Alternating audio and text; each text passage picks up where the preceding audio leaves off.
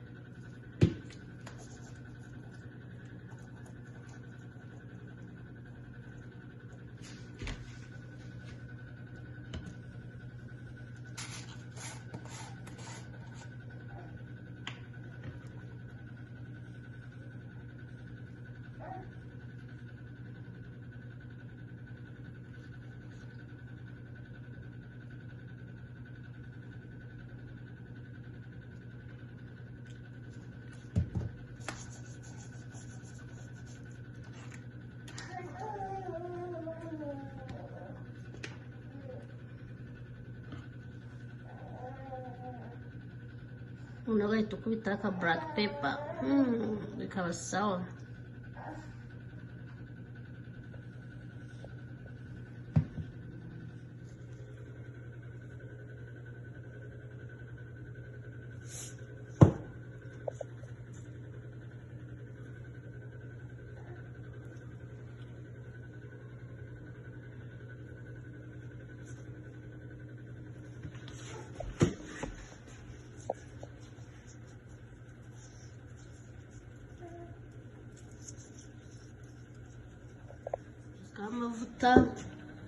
Amavuta yawe rwose ntabwo ari gusukamo menshi, uraringaniza ku buryo ifi yawe iri buze gushya neza cyane.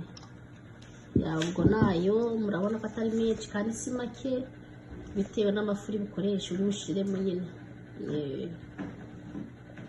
Maze gusiga ibirungo ku ifi yawe, ubundi uracana ugaterekaho amavuta. Ubu ngubu dutetse isafuriya. Tese isafuriya ngo yumuke, ubundi ibintu bigende sawa. Mukurikire tujyane ntambwe ku yindi, maze ifi yawe iryohe cyane. Amavuta yawe ahiye, samaki zawe waziteguye, noneho urambikamo kandi ugashyiramo isamaki zikwiye ku buryo amavuta y'ibiryo azirengera bikagenda neza.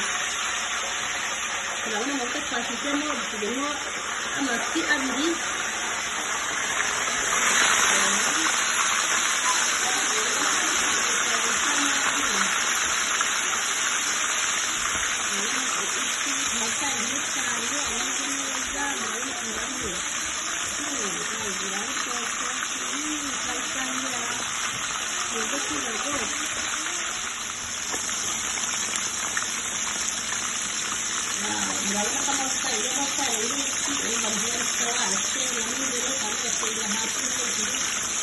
amafi akabasha gusa neza cyane. Ntabwo yakurwamo rero mu kanya gato uri kuyakuramo ahiye, agashyiramo akaba yabisubiza. Ubu rero isabati zacu